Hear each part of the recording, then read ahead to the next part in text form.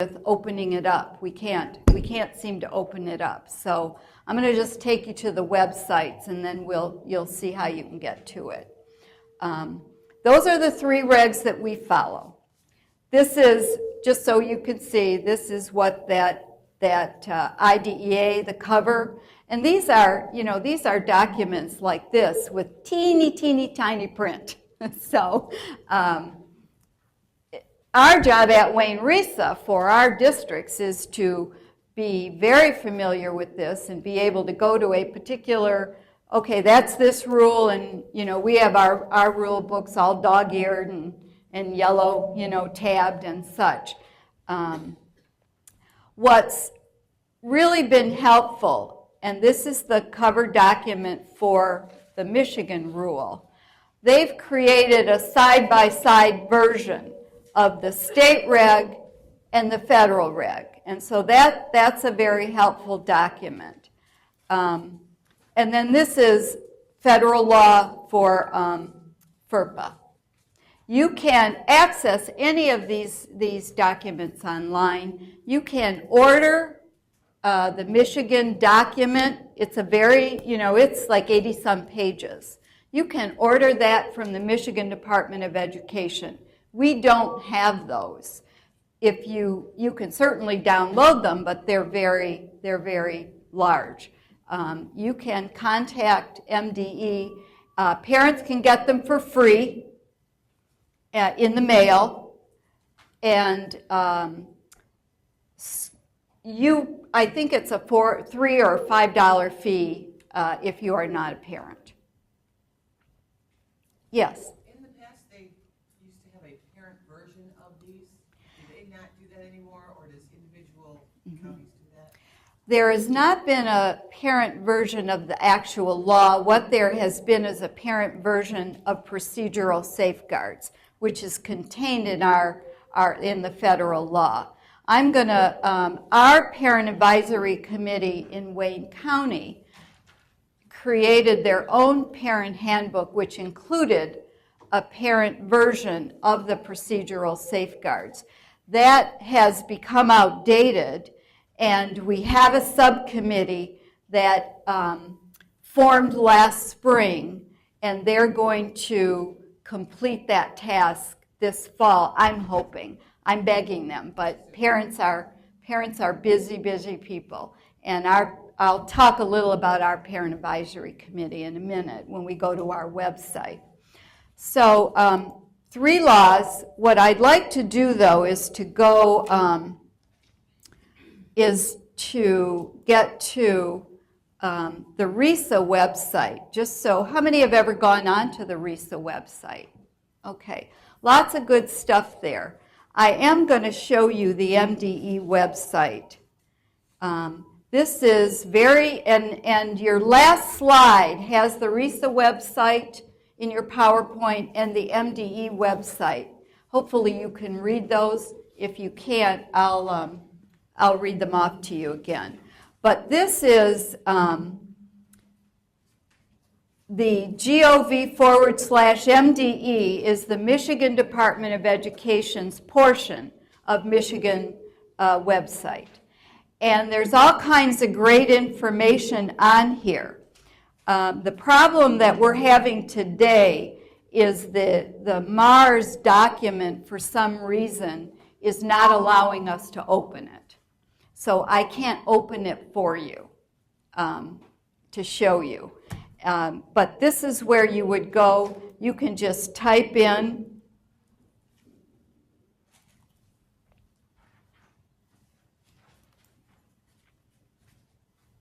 and you'll get this page, which will show you, which will allow you to link. When I try to link, I'm going to just try it one more time.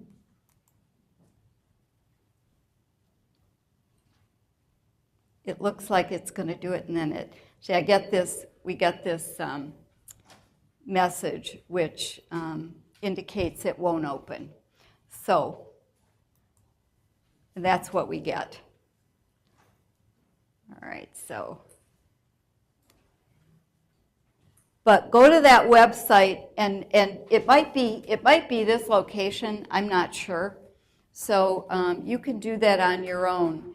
And the primary thing that I did want to show you in there, but we'll just talk about it. Go back to our PowerPoint.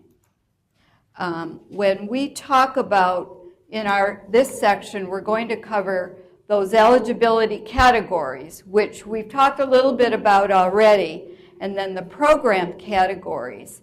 In that MARS document, every one of those eligibility categories has a rule number and a definition.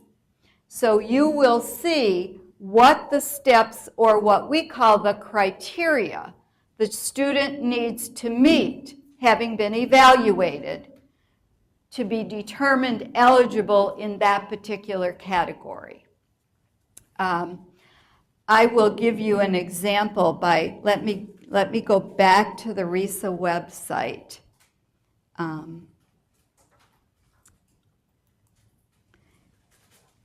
Here's the RISA website, and what you'll see, this is our home page. We have a direct link to special education. And under administration, you get to a bigger page. And remember, I told you these are all the staff and their contact numbers. So if for whatever reason and you don't know who does what, just call any one of us. We'll get you to the right person. We have a set of guidelines for autism. So we have the autism definition. We have a set of guidelines that goes a little bit further. What I want to show you in this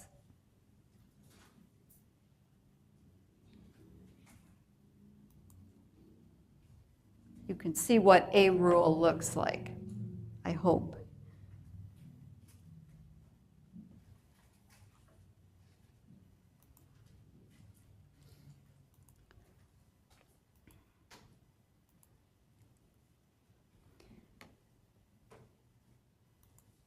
We don't have the whole rule in there, so still no help. Sorry.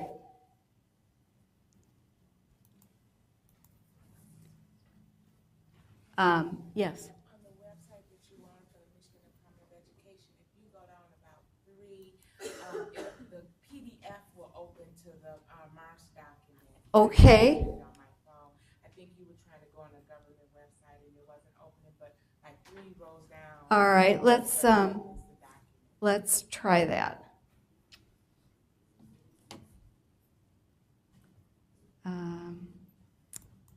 Okay, let's go back there.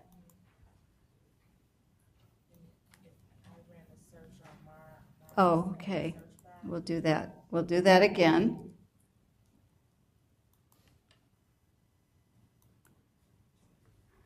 Sorry. Then if you go down to the third one, it says Michigan Administrative Rules for Special Ed.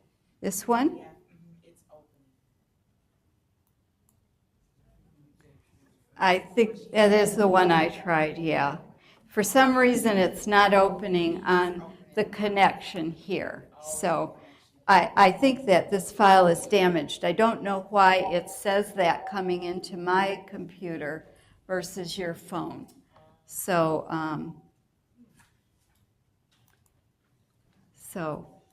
that's your homework.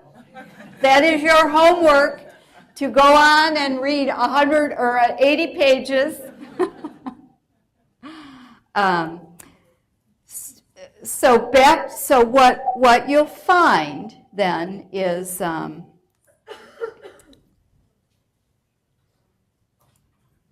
here are, and you have this as a separate document.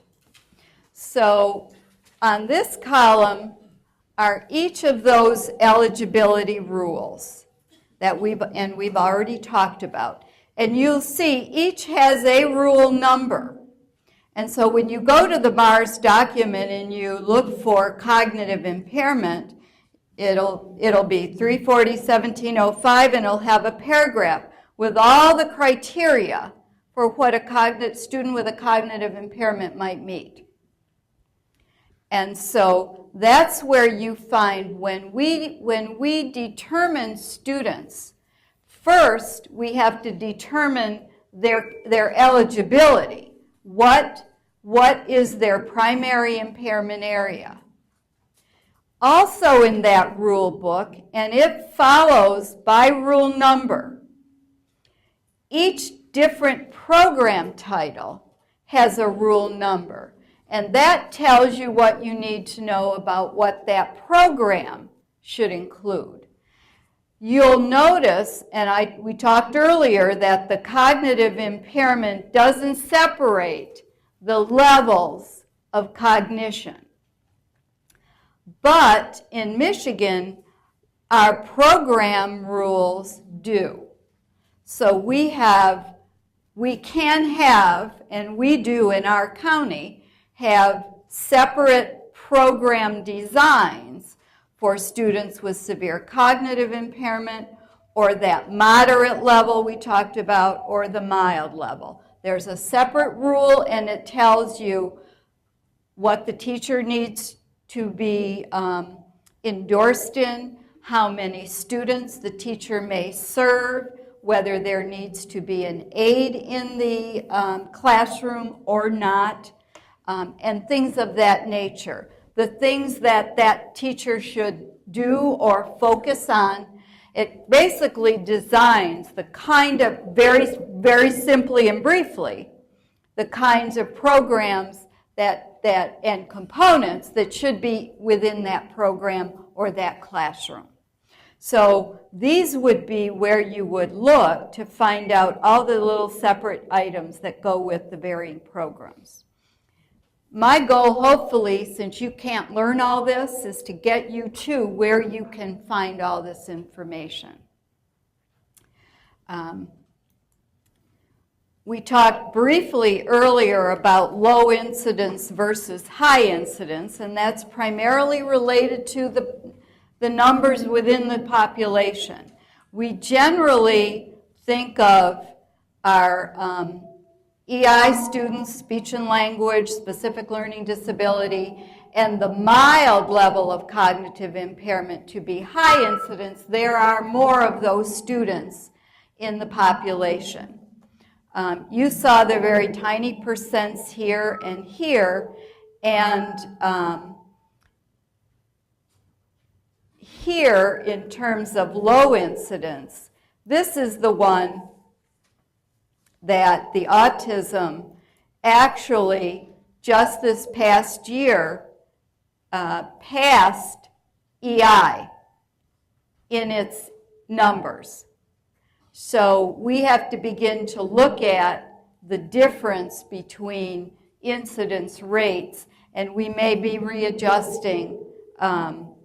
This is not anything in law. This is just a way we look at how we program and where we have programs and who's responsible. Okay. Important timelines. Most of you work with children who get into the evaluation and IEP process. Here's what you should expect. And we've got the rule citations. So when you do get to that MARS document tonight, when you're doing your homework, you can find each of these rules, and embedded in it will be a reference to these timelines. There's probably other things in the rule. Critical timeline right from the very get-go is the time from receipt of a written request for any evaluation within 10 school days. And I started there and went back because that's what this one deals with. What does the district need to do upon receipt? And notice it's a written request. That's a change, the word written. MDE has interpreted a requirement that whoever makes the referral, it be written. Yes? I just have a quick question. A lot of helping professionals actually actually run into the fact that parents may or may not be involved. You may have a temporary court ward, you may have a permanent court ward. So when the helping professionals request an IEP, what documentation do they actually need to bring with them so that they can move forward with getting the IEP? What they should be requesting is not an IEP. They should be submitting a written request for an evaluation. And here is where it becomes a little complicated, but I'm gonna go